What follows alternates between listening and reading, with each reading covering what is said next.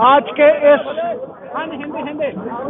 आज के इस सत्याग्रह को बल पंजाब के लोगों ने दिया। क्योंकि लड़ाई उस महाभारत की है जहां अहंकार की, डिक्टेटरशिप की लोकतंत्र से है। राहुल गांधी के पूर्वजों ने श्री कृष्ण से प्रेरणा लेके आजादी की लड़ाई लड़ी और उस लड़ाई ने कई हीरो दिए। सरदार पटेल, जिन्होंने राजे राणे खत्म करके लोकतंत्र की स्थापना की, संपूर्ण कुलीन तंत्र में रानी का बेटा राजा, राजतंत्र में जिसका बल वो राजा, लेकिन लोकतंत्र की स्थापना इंडियन नेशनल कांग्रेस ने देश को आजादी देके, freedom eight midnight, Pandit Jawaharlal Nehru की वो स्पीच वो दी थी। और आज उन्हीं का परपोष झंडा बरदार बन के लोकतंत्र का एक डिक्टेटरशिप से लड़ाई लड़ रहा है। जब उद्धव ठाकरे साहब की सरकार मुंबई में गिराई जाती है और उनका चोन चिन्ह छीन लिया जाता है, तो क्या वो लोकतंत्र के हक में है? बाबा साहब अंबेडकर ने देश को आजाद होने के 3 साल बाद संविधान की रचना रची थी। कॉन्स्टिट्यूएंट असेंबली बनी थी, हर देश के वर्ग को उसमें जगह मिली थी, हर सूबे को जगह मिली थी, और फिर इंडियन सॉवरन सोशलिस्ट रिपब्लिक की स्थापना हुई थी। रिपब्लिक का मतलब लोगों के अख्तियार, लोगों की ताकत लोगों के वास्ते। और आज लोगों की ताकत एक तानाशाह डिक्टेटरशिप के वास्ते है। लोगों की ताकत सरकारें गिराने में, उद्धव ठाकरे साहब की सरकार गिराने में लगाई गई। लोगों की ताकत का फायदा उठा के बच्चियों को जलील किया गया जंतर मंतर पे। वो बच्चियां जिनका बल गौरवपूर्ण था पूरे देश के लिए, जिन्होंने पहलवानी में मेडल जीते, उन्हें जलील करके उस जगह से हटाया गया। बगैर किसी वायलेंस के उनका लोकतांत्रिक अधिकार छीन लिया गया। आज बल जो हर इंसान ड्रॉ करता है, मेरा ग्रंथ गुरु ग्रंथ साहब जी भी है, और एक पॉलिटिशियन के नाते मेरा ग्रंथ संविधान है, जिसकी रचना बाबा साहब अंबेडकर और हमारे पूर्वजों ने की। आज वो संविधान की धज्जियां उड़ाई जा रही हैं। उन बच्चियों को वहां उठाया गया। फिर मणिपुर में, आप सोच के देखिए, जो मणिपुर में हुआ है वो पंजाब में भी हो सकता है। हालांकि जुल्म करना अगर पाप है तो जुल्म सहना उससे भी बड़ा पाप है। बाबा नानक ने कहा, सो क्यों मंदा आखिए जित जम्मे राजान, उसे बुरा क्यों कहिए नंगा करके। अगर उनकी परेड की जाती है, जिस देश में दुर्गा माता की पूजा की जाती है, अगर उस देश में औरत को नग्न अवस्था में जलील किया जाएगा, तो ये प्रमाण है एक डिक्टेटरशिप का। और मैं आपको बता दूं, सत्य की अगर कोई आवाज है जो लोकतंत्र की बेड़ियों को काट रही है, जो निर्भय होकर लड़ रही है, जो एक योद्धा बनके, एक योगी, एक कर्म योगी बनके सत्य की आवाज से झूठ की बुनियाद को हिला रही है, लोगों के अख्तियार लोगों को देने के लिए और किसी निजी फायदे के लिए नहीं, वो राहुल गांधी है। ये थोड़ा बहुत पसीना नहीं, अगर राहुल गांधी के लिए कांग्रेस के कार्यकर्ता को खून भी बहाना पड़ा तो हम पीछे नहीं हटेंगे। क्योंकि ये लड़ाई हमारी अकेली नहीं है, ये लड़ाई हमारी अस्मिता की है, देश की आजादी की है। और मैं कह दूं, राहुल गांधी को मुजरिम ना यूं समझना। बड़ा अफसोस होता है कि अदालत के अदब से वो वहां तशरीफ लाए थे। अरे पलट देते हैं मौजे तूफान अपनी जुर्रत से कि उसने आंधियों में भी चिराग अक्सर जलाए। तो मैं ये गारंटी देता हूं आपको कि सत्यमेव जयते होगा। सत्य और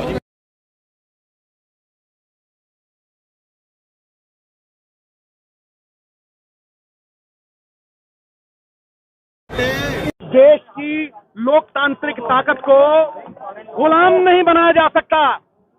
एलजी किसी चुनी हुई सरकार को हिदायत नहीं दे सकता। गवर्नर चुने हुए नुमाइंदों को गुलाम नहीं बना सकता और अपनी नॉमिनेटेड फोर्स थोप नहीं सकता। ये आज हो रहा है इस देश में, हाहाकार मचा हुआ है, मानवीय अधिकार खो चुके हैं। और अगर ये सरकार रही तो राहुल गांधी के पीछे चलते हुए हर आदमी ये कह रहा है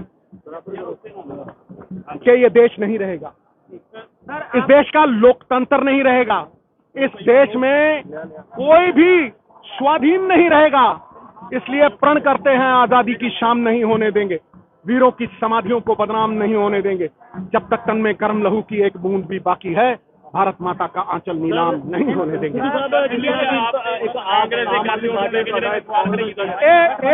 मैं जवाब दूंगा इस पे पूरी तरह से। देखिए, ये गठबंधन, ये अलायंस बीजेपी को भयभीत कर रही है।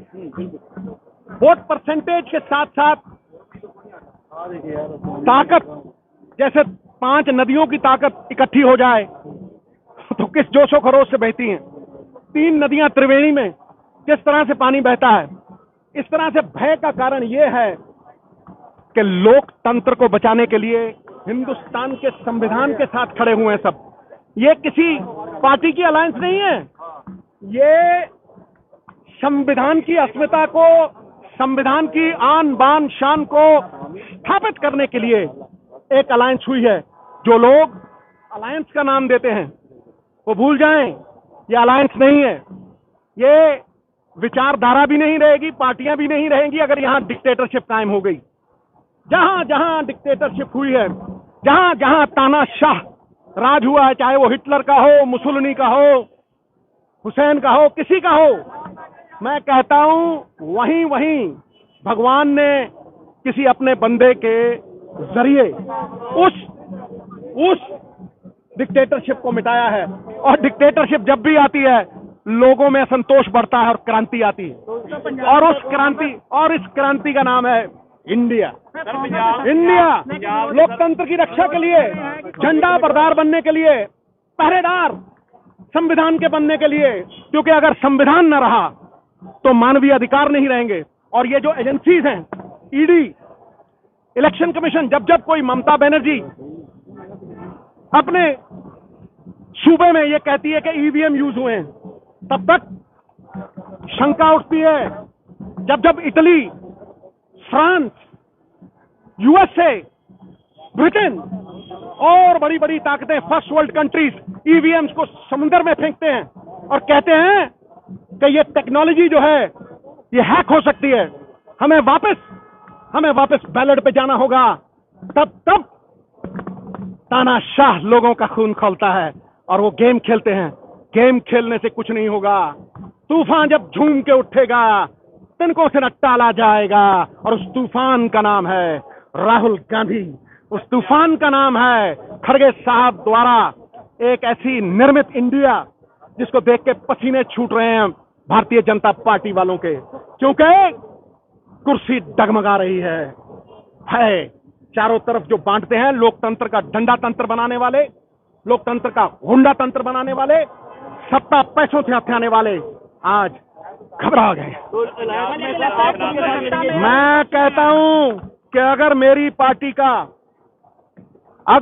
पार्टी का लीडर खड़गे साहब, प्रियंका गांधी, राहुल गांधी, सोनिया गांधी मुझे कहेंगे कि देश हित में संविधान के साथ खड़े हो जाओ, तो यही मेरे पिता ने कहा था, यही देश को आजाद करने वालों ने कहा था, यही लड़ाई शहीद आजम भगत सिंह ने लड़ी थी। अगर लोकतंत्र ना रहा गुरु, तो तुम कहां रहोगे, तुम्हारे अधिकार कहां रहेंगे।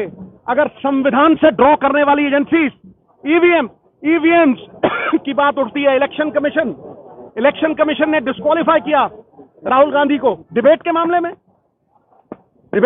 में ऐसा होता है क्या? चाहे वो इलेक्शन कमीशन ने नहीं किया, कोर्ट ने किया। कानून भी कभी कभी सोता है लेकिन मरता नहीं। कानून सोता है, मरता नहीं। लेकिन कानून के जागने का वक्त भी आ गया। तो जैसे पंजाब मैं कहता हूं ये किसी अकेली विचारधारा रहेगी नहीं। जब संविधान ना रहा तो विचारधारा कहां से? जब लोकतंत्र ना रहा और एक राजतंत्र की स्थापना हो गई, डंडा तंत्र की स्थापना हो गई, गुंडा तंत्र की स्थापना हो गई, तो लोगों के अधिकार, लोगों के अख्तियार कहां हैं? तो ये लोगों के अख्तियार के लिए सभी ऑपोजिशन पार्टी संविधान को बचाने के लिए इकट्ठे हुए हैं और झंडा बरदार राहुल गांधी। मैं तो कह रहा कि भाई हरेक दा कोई बॉस होता है, हाई कमांड जो तय करेगी वो सोच समझ के तय करेगी, और हाई कमांड अगर कॉन्स्टिट्यूशन ਨੂੰ ਬਚਾਉਣ ਦੇ ਲਈ ਸੁਰੀਲ ਜਾਖੜ ਵੱਲੋਂ ਕਿਹਾ ਗਿਆ ਕਿ ਸਮਝੌਤੇ ਕਰਕੇ ਆਮ ਆਦਮੀ ਪਾਰਟੀ ਆਪਣੀ ਸਾਖ ਨੂੰ ਬਚਾ ਸਕਦੀ ਹੈ। ਇਹ ਉਹਨਾਂ ਨੂੰ ਜਵਾਬ ਦੇਣ ਦਾ ਸਮਾਂ ਨਹੀਂ, ਇਹ ਆਪਣੀ ਗੱਲ ਰੱਖਣ ਦਾ ਸਮਾਂ ਹੈ। ਭਟਕਾ ਨਾ ਮਿੱਤਰ ਪਿਆਰੇ, ਜੇ ਅਕਾਲੀ ਦਲ ਨੂੰ ਮੈਂ ਇੰਨਾ ਹੀ ਕਹਿਣਾ, ਜੇ ਕੱਲ ਨੂੰ ਕੋਈ ਕਹੇ ਵੀ ਤੁਹਾਡਾ ਜਿਹੜਾ ਲੋਗੋ ਹੈ ਉਹੀ ਖੋਲਿਆ, ਹੁਣ ਤੁਸੀਂ ਅਕਾਲੀ ਦਲ ਹੀ ਨਹੀਂ ਰਹੇ ਜਿਵੇਂ ਸ਼ਿਵ ਸੈਨਾ ਨੂੰ ਕਿਹਾ ਸੀ, ਤੇ ਕਿਸੇ ਨਾਲ ਵੀ ਹੋ ਜਾਊਗਾ ना, ये किसी के साथ भी हो सकता है। तो मैं कहता हूं जितने इकट्ठे हो जाएं, जितने पहरेदार बन जाएं संविधान के, हमारे ग्रंथ के, उतने अच्छे। Sovereign socialist Republic, democratic Republic, ये उसके लिए लड़ाई है, संविधान के लिए लड़ाई है। लोगों की ताकत लोगों तक कहां पहुंच रही है? लोगों की ताकत चंद लोगों में सीमित रह गई है। नौकरियां कहां गई? बैंक लुट गए, देश पे सबसे ज्यादा कर्जा हो गया। कोई बात करता है? अरे भाई हिंदुस्तान में सब है, सब इस सेकुलर मुल्क है, था और रहेगा। ये उसी सेकुलर देश की अस्मिता, एग्जिस्टेंस की लड़ाई।